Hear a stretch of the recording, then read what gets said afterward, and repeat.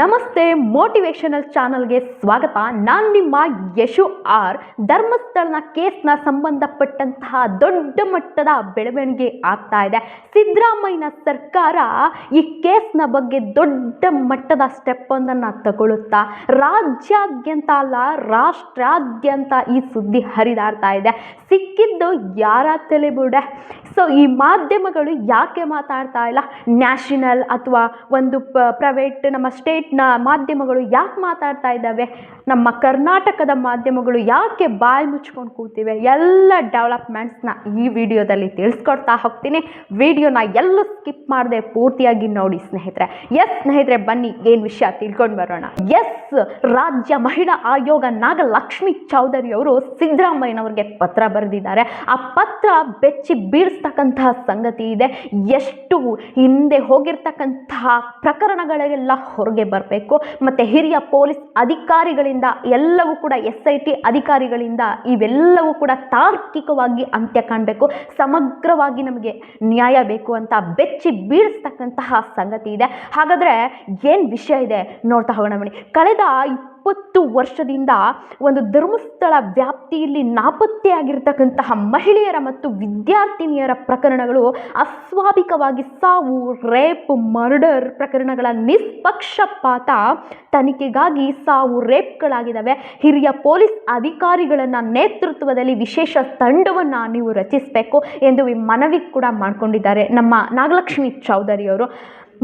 ಮೃತ ದೇಹಗಳನ್ನು ತಾನು ರಹಸ್ಯವಾಗಿ ವಿಲೇವಾರಿ ಮಾಡಿದ್ದಾಗ ವ್ಯಕ್ತಿಯೊಬ್ಬರು ವಕೀಲರ ಮೂಲಕ ದೂರು ನೀಡಿದ್ದಾರೆ. ಅಂದರೆ ಇವಾಗ ಏನು ವಕೀಲರ ಮುಂದೆ ಸ್ಟೇಟ್ಮೆಂಟ್ನ ಒಬ್ಬ ವ್ಯಕ್ತಿ, ಅನಾಮಿಕ ವ್ಯಕ್ತಿ ಬಂದು ಹೂತು ಹಾಕಿರ್ತಕ್ಕಂಥದ್ದನ್ನು ನಾನೇ ಪಾಪ ಪ್ರಜ್ಞೆಯಿಂದ ಹೂತು ಹಾಕಿರ್ತೀನಿ, ಸೊ ಆ ಸಾಕ್ಷಿನ ನಾನೇ ತೋರಿಸ್ತೀನಿ ಅಂತ ಏನು ಪೂರ್ತಿ ಮುಖನ ಮುಚ್ಚಿಕೊಂಡು ಕೋರ್ಟಿಗೆ ಹಾಜರಾಗಿರ್ತಾರೆ, ಆ ವಿಷಯವನ್ನು ನೀಡಿರ್ತಾರೆ. ಈ ಬಗ್ಗೆ ಧರ್ಮಸ್ಥಳ ಗ್ರಾಮೀಣ ಠಾಣೆಯಲ್ಲಿ ಪ್ರಕರಣ ದಾಖಲಾಗಿದೆ.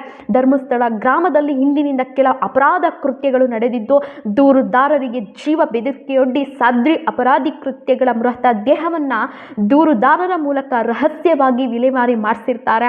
ಈ ಹಿನ್ನೆಲೆಯಲ್ಲಿ ಹಲವಾರು ಮೃತ ದೇಹಗಳನ್ನು ದೂರುದಾರರು ವಿಲೇವಾರಿ ಮಾಡಿದ್ದು, ಪ್ರಸ್ತುತ ದೂರುದಾರರಿಗೆ ಪಾಪ ಪ್ರಜ್ಞೆ ಕಾಡ್ತಾ ಇರೋದ್ರಿಂದ ತನ್ನ ಕುಟುಂಬಕ್ಕೆ ಹಾಗೂ ತನ್ನ ರಕ್ಷಣೆಗೆಂದು ಬಂದಿರ್ತಾರೆ.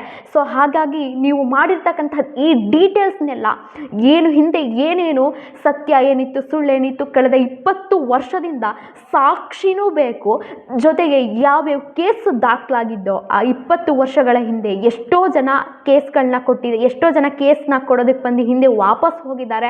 ಆ ಕೇಸ್ಗಳ ಸಾಕ್ಷಿ ಬೇಕು, ಸಾಕ್ಷಿಗಳು ಏನಾಗಿದ್ದಾವೆ ಅನ್ನೋದು ಬೇಕು, ಮತ್ತು ಆ ಸತ್ತು ಹೋಗಿರ್ತಕ್ಕಂಥವ್ರಿಗೆ ನ್ಯಾಯ ಬೇಕು. ಎಲ್ಲವನ್ನ ಡೀಟೇಲ್ಸ್ನ ಮಹಿಳಾ ಆಯೋಗ ತುಂಬ ಸಮಗ್ರವಾಗಿ ನಮಗೆ ನ್ಯಾಯ ಬೇಕು ಅಂತ ಹೇಳಿ ರಾಜ್ಯ ಸರ್ಕಾರಕ್ಕೆ ಮನವಿ ಮಾಡಿ ಪತ್ರವನ್ನು ಬರೆದಿದೆ. ಆ ಪತ್ರ ತುಂಬ ದೊಡ್ಡ ಮಟ್ಟದ ಡೆವಲಪ್ಮೆಂಟ್ನ ಕಾಣಿಸುತ್ತಾ. ಹಾಗಾದರೆ ಕಾದು ನೋಡಬೇಕಾಗಿದೆ. ಯಾಕಂದರೆ ಒಂದೊಳ್ಳೆ ಸತ್ಯ ಮೇಲೇನೇ ಇದೆ. ಆ ಸತ್ಯ ಹೊರಗಡೆ ಬರ್ತಕ್ಕಂತಹ ಆದಷ್ಟು ತನಿಖಾಧಿಕಾರಿಗಳು ಬೇಗ ಕೆಲಸವನ್ನು ಮಾಡಬೇಕಾಗಿದೆ. ಸೊ ಇಲ್ಲಿ ಯಾಕೆ ನಿಮ್ಮಲ್ಲಿ ಕಾಡ್ತಾ ಇರ್ತಕ್ಕಂತಹ ಕ್ವಶನ್ಸು ಒಂದೇ, ಯಾಕೆ ಮಾಧ್ಯಮ ಮಾತಾಡ್ತಾ ಇಲ್ಲ? ನ್ಯಾಷನಲ್ಸ್ ಮಾಧ್ಯಮಗಳೆಲ್ಲ ಮಾತಾಡ್ತಾ ಇದ್ದಾವೆ, ಸ್ಟೇಟ್ ಮಾಧ್ಯಮಗಳೆಲ್ಲ ಮಾತಾಡ್ತಾ ಇದ್ದಾವೆ, ನಮ್ಮ ಕರ್ನಾಟಕದ ಮಾಧ್ಯಮಗಳು ಯಾಕೆ ಬಾಯಿ ಮುಚ್ಕೊಂಡಿದ್ದಾವೆ? ನೀವು ನೋಡ್ತಾ ಇರ್ತೀರಾ, ಯಾರೋ ಒಂದು ದೊಡ್ಡ ಆ್ಯಕ್ಟರ್ಸು ಡೈವರ್ಸ್ ಆದರು, ಮತ್ತು ಯಾರೋ ಏನೋ ಒಂದು ಕೊಲೆ ಮಾಡಿದ್ರು, ಅದನ್ನು ಎಳ್ಕೊಂಡು ಹೋಗ್ತಕ್ಕಂತಹ ಮಾಧ್ಯಮಗಳು ಇಂತಹ ಒಂದು ಅನ್ಯಾಯ ಆಗಿರ್ತಕ್ಕಂತಹದನ್ನು ಯಾಕೆ ಸ್ಟಾಪ್ ಮಾಡಿದ್ದಾರೆ? ಯಾಕೆ ಮಾತಾಡ್ತಾ ಇಲ್ಲ? ಅದಕ್ಕೆ ಹೇಳೋದು, ಸುಮ್ಮನೆ ಹೇಳಿಲ್ಲ, ಏನ್ರಿ ಮೀಡಿಯಾ ಅನ್ನೋದೊಂದು ಪ್ರೊಸೆಸ್ ಅಂದರೆ ಯಾಕ್ರಿ ಮೀಡಿಯಾ ಅನ್ನೋದೊಂದು ಪ್ರೊಸೆಸ್ ಆಗುತ್ತೆ. ಸೊ ಅಲ್ಲಿ ನಾವು ಹೇಳ್ತಕ್ಕಂಥದ್ದು ಇಲ್ಲಿ ಏನೇನೋ ಚೌಕಟ್ಟಲ್ಲಿರ್ತಕ್ಕಂಥ ವಿಷಯಗಳನ್ನೆಲ್ಲ ಅವರು ಒಂದು ತುಂಬ ಆ್ಯಕ್ಟಿವ್ ಆಗಿ ಮಾತಾಡ್ತಕ್ಕಂಥದ್ದು. ಒಂದು ಸೀರಿಯಲಲ್ಲಿ ಏನಾಯಿತು, ಒಬ್ಬರು ಆ್ಯಕ್ಟರ್ಸ್ ಲೈಫಲ್ಲಿ ಏನಾಯಿತು ಅನ್ನೋದನ್ನು ಮಾತಾಡ್ತಕ್ಕಂತಹ ಮಾಧ್ಯಮ ಇವಾಗ ಯಾಕೆ ಬಾಯಿ ಮುಚ್ಕೊಂಡಿದೆ? ಏನಾಗಿದೆ? ನಿಮ್ಮ ಕ್ವಶನ್ಸ್ಗಳಿಗೆಲ್ಲ ಉತ್ತರ ಅವ್ರಿಗೇನಾದರೂ ದುಡ್ಡು ಕೊಟ್ಟಿದ್ದಾರಾ ಅಥವಾ ಅವ್ರನ್ನ ಬಾಯಿ ಮುಚ್ಚಿಸ್ತಿದ್ದಾರಾ? ಇದ್ರೂ ಇರಬಹುದು, ಗೊತ್ತಿಲ್ಲ. ಇನ್ನು ಎಷ್ಟು ದಿನ ಸಣ್ಣ ಚಾನಲ್ಗಳಲ್ಲಿ ಇಂತಹ ವಿಡಿಯೋಗಳು ಪ್ರಸಾರ ಆಗ್ತದೆ? ಯಾಕಂದರೆ ಸಾಕ್ಷಿ, ನಿಮಗೆ ಅವ್ರ ಹೆಸರು ಹೇಳ್ತಕ್ಕಂಥ ತಾಕತ್ತಿಲ್ವಾ, ದಮ್ಮಿಲ್ವಾ ಅಂತ ಕೆಲವರು ಕಮೆಂಟ್ ಮಾಡ್ತಾರೆ. ಕೋರ್ಟ್ ಕೇಳೋದು ದಮ್ಮಲ್ಲಪ್ಪ. ದಮ್ಮಂದರೆ ನನ್ನ ಪ್ರಕಾರ ಕೆಮ್ಮೋದು. ಕೋರ್ಟ್ ಕೇಳೋದು ಸಾಕ್ಷಿ. ನಿನ್ನ ಹತ್ರ ಏನಿದೆ? ನಾನು ಇಲ್ಲಿ ಕುತ್ಕೊಂಡು ವಿಡಿಯೋ ಮಾಡ್ತಿದ್ದೀನಾ? ನಾವೊಂದು ಬೆಂಬಲ ಮಾಡಿ ಕೊಡ್ಬೋದು ಸಾಕ್ಷಿನ. ಯಾರು ಅವರ ಜೀವನವನ್ನೇ ಲೆಕ್ಕಿಸದೆ ನಿರಂತರವಾಗಿ ಏನಾದರೂ ಕೂಡ ಆಗಲಿ ಅಂತ ಹೋರಾಟ ಮಾಡ್ತಿರೋರಿಗೆ ಒಂದು ಬೆಂಬಲವನ್ನು ಕೊಡ್ಬೋದು. ನಾವು ಇಲ್ಲಿ ಕುತ್ಕೊಂಡು ಒಂದು ಬೆಂಬಲ ಅಷ್ಟೇ ಕೊಡೋಕ್ಕಾಗೋದು. ಸಾಕ್ಷಿ ಕೇಳುತ್ತೆ ಕೋರ್ಟು, ಎಲ್ಲಪ್ಪ ನೀನು ಮಾತಾಡಿದ್ಯಾ ಅವ್ರ ಬಗ್ಗೆ? ಸುಮ್ಮನೆ ಒಬ್ಬರ ವಿಷಯನ, ಒಬ್ಬರ ಹೆಸರನ್ನ ಇಲ್ಲಿ ನಾವು ಮೀಡಿಯಾದಲ್ಲಿ ಕುತ್ಕೊಂಡು ಮಾತಾಡೋ ಹಾಗಿಲ್ಲ. ಸೊ ನಮ್ಮ ಹತ್ರ ಸಾಕ್ಷಿ ಇರಬೇಕು, ಮಾತಾಡಬೇಕು. ಏನಪ್ಪ ಮಾತಾಡ್ತಿದ್ದಲ್ಲ, ಸಾಕ್ಷಿಯಲ್ಲಿ ಕೊಡಿ ಅಂತ ಅಂದರೆ ನ್ಯಾಯ. ಯಾವುದೇ ಒಬ್ಬ ಮನುಷ್ಯ ಸಾಕ್ಷಿನ ಇಟ್ಕೊಂಡು ಹೋರಾಟ ಮಾಡ್ತಿದ್ದಾನೆ ಅಂದರೆ ನಾವು ಖಂಡಿತವಾಗಿಯೂ ಕೂಡ ಹೋರಾಟ ಮಾಡಬಹುದು, ಬೆಂಬಲ ಕೊಡಬಹುದು. ಇಲ್ಲಿ ಸಣ್ಣ ಯಾಕಂದರೆ ಈ ಮಾಧ್ಯಮಗಳು ಬಾಯಿ ಮುಚ್ಚುತ್ತವೆ, ಬಾಯಿ ತೆಗಿಯಲ್ಲ, ಮಾತಾಡಲ್ಲ. ನಿಮ್ಮಂಥ ಯೂಟ್ಯೂಬರ್ಸ್, ಸೋಷಿಯಲ್ ಮೀಡಿಯಾ ಪ್ರತಿಯೊಬ್ಬರಿಗೂ ಕೂಡ ವೈರಲ್ ಆಗೋ ಹಾಗೆ ಮಾಡಬೇಕು. ನ್ಯಾಯ ಖಂಡಿತವಾಗಿಯೂ ಸಿಗಬೇಕು, ಸತ್ಯಕ್ಕೆ ಜಯ ಸಿಗಲೇಬೇಕು. ಯಾರೆಲ್ಲ ಅವರ ಜೀವನವನ್ನು ಲೆಕ್ಕಿಸದೆ ಇದಕ್ಕೊಂದು ತಾರ್ಕಿಕ ಅಂತ್ಯವನ್ನು ಕಾಣಬೇಕು. ಈ ಒಂದು ಎಂತೆಂಥ ಕ್ರೂರ ಕೃತ್ಯಗಳು ನಡೀತಾ ಇದ್ದಾವೆ, ಇಡೀ ರಾಜ್ಯಕ್ಕೆ ಅದನ್ನು ತೆರೆದು ಮುಟ್ಟಿಸ್ಬೇಕು ಅಂತ ಹೋರಾಡ್ತಾ ಇದ್ದಾರೆ. ಅವರೊಟ್ಟಿಗೆ ನಮ್ಮ ಬೆಂಬಲ. ಸೊ ಇಲ್ಲಿವರೆಗೆ ಬಂದಿರತಕ್ಕಂತಹ ಮಾಹಿತಿ ಪ್ರಕಾರ ಈ ಮಾಧ್ಯಮಗಳು ಯಾಕೆ ಮಾತಾಡ್ತಾ ಇಲ್ಲ? ನಿಮಗೆ ಎಲ್ರಿಗೂ ಕೋಪ ಬರ್ತಕ್ಕಂತಹ ವಿಷಯ ಇದು. ಯಾಕೆ ಅಂದರೆ ತಡೆಯಾಜ್ಞೆ ಇರುವುದರಿಂದ ಅಂತ. ಅಂದರೆ ಅಧಿಕೃತವಾದ ರೀಸನ್ಸ್ ಇಲ್ಲ.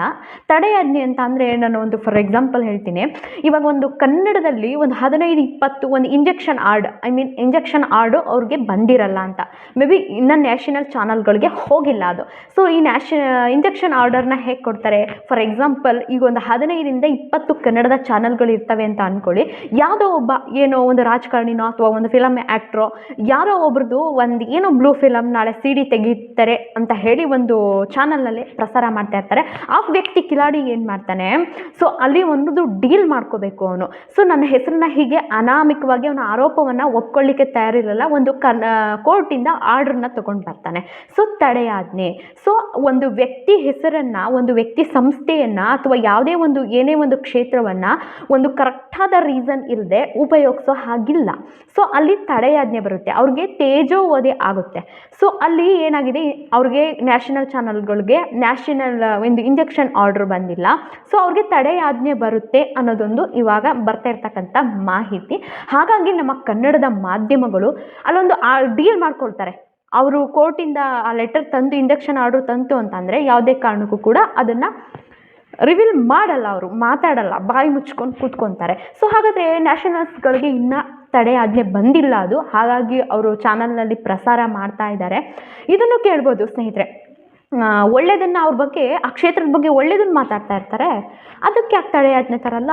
ಕೆಟ್ಟದ್ದು ಅದ್ರ ಬಗ್ಗೆ ವಿರೋಧವಾಗಿ ಮಾತಾಡ್ತಾ ಇರೋರಿಗೆ ಮಾತ್ರ ತಡೆಯಾಜ್ಞೆ ತರ್ತಾರೆ. ಒಳ್ಳೆಯದನ್ನು ಮಾತಾಡೋದಕ್ಕೂ ತರಬಹುದಲ್ವಾ? ಎಂಥ ಸಮಾಜ ರೀ, ಎಂಥ ಅನ್ಯಾಯಗಳು ವಿರುದ್ಧ ನಡೀತಿದೆ. ಇರೋ 3 ದಿನದ ಬದುಕಿಗೆ ತಿನ್ನೋ 3 ತುತ್ತು ಅನ್ನಕ್ಕೆ ಎಷ್ಟೆಲ್ಲ ಹೋರಾಟ ಮಾಡ್ತಾ ಇದ್ದಾರೆ. ತುಂಬ ದೊಡ್ಡ ಮಟ್ಟದ ಬೆಳವಣಿಗೆ ಕಾಣ್ತಾ ಇದೆ, ದೊಡ್ಡ ತಿರುವನ್ನು ಪಡ್ಕೊಳ್ಳುತ್ತೆ ಅನ್ನೋದೊಂದು ನಂಬಿಕೆ. ಕಾಯ್ದು ನೋಡಬೇಕಾಗಿದೆ. ಆದಷ್ಟು ಬೇಗ ಎಂತೆಂಥ ತನಿಖಾಧಿಕಾರಿಗಳಿದ್ದಾರೆ ಎಲ್ಲರೂ ಕೂಡ ತಡೆ ಮಾಡದೆ ಆ ಒಂದು ಯಾಕಂದರೆ ಸಿಗ್ತವೋ ಸಿಗಲ್ವೋ ಅನ್ನೋ ಕೂಡ, ಯಾಕಂದರೆ 25 ವರ್ಷ ದಶಕಗಳಾಗ್ಬಿಟ್ಟಿದ್ದಾವೆ. ಆ ಒಂದು ಅಸ್ಥಿರ ಪಂಜರ ಸಿಗುತ್ತಾ? ಯಾಕಂದರೆ ಅದನ್ನು ತುಂಬ ಅಗಿಬೇಕು, ಅದನ್ನೆಲ್ಲ ಪರಿಶೋಧನೆ ಮಾಡಬೇಕು, ಸ್ಥಳ ಮಹಜರು ಮಾಡಬೇಕು, ತುಂಬ ಕೆಲಸಗಳು ಹಿಡಿಯುತ್ತೆ. ಸೊ ನಾಗಲಕ್ಷ್ಮಿ ಚೌಧರಿ ಅವರು ಪತ್ರವನ್ನು ಬರೆದಿದೆ. ರಾಜ್ಯ ಸರ್ಕಾರ ಎಷ್ಟರ ಮಟ್ಟಿಗೆ ನಿಲುವನ್ನು ತಗೊಳುತ್ತೆ ಅನ್ನೋದನ್ನು ಕಾದು ನೋಡಬೇಕಿದೆ. ಇದೆಲ್ಲ ಬೆಳವಣಿಗೆಯನ್ನು ನೋಡ್ತಿದೆ, ಒಂದು ದೊಡ್ಡ ಮಟ್ಟದ ತಿಳುಕು ಆಗುತ್ತೆ ಅನ್ನೋದೊಂದು ನನ್ನ ಅಭಿಪ್ರಾಯ. ಎಲ್ಲರಿಗೂ ಕೂಡ ನ್ಯಾಯದ ಪರ ನಿಲ್ಲೋಣ, ಎಲ್ಲರೂ ಕೂಡ ಏನಾಗುತ್ತೆ ಕಾದು ನೋಡೋಣ ಅಂತ ಹೇಳ್ತಾ, ಈ ಮಾಹಿತಿ ಇಷ್ಟ ಆದರೆ ದಯವಿಟ್ಟು ನಿಮಗೆ ಕಮೆಂಟ್ ಬಾಕ್ಸಲ್ಲಿ ಏನು ತಿಳಿಯುತ್ತೆ ಅದನ್ನು ಮಾಡಿ. ಮತ್ತು ಯಾರೆಲ್ಲ ನನ್ನ ಚಾನಲ್ನ ಇನ್ನೂ ಸಬ್ಸ್ಕ್ರೈಬ್ ಆಗಿಲ್ಲ, ದಯವಿಟ್ಟು ಸಬ್ಸ್ಕ್ರೈಬ್ ಮಾಡ್ಕೊಂಡು ಚಾನಲ್ ನೋಡಿ. Thank you.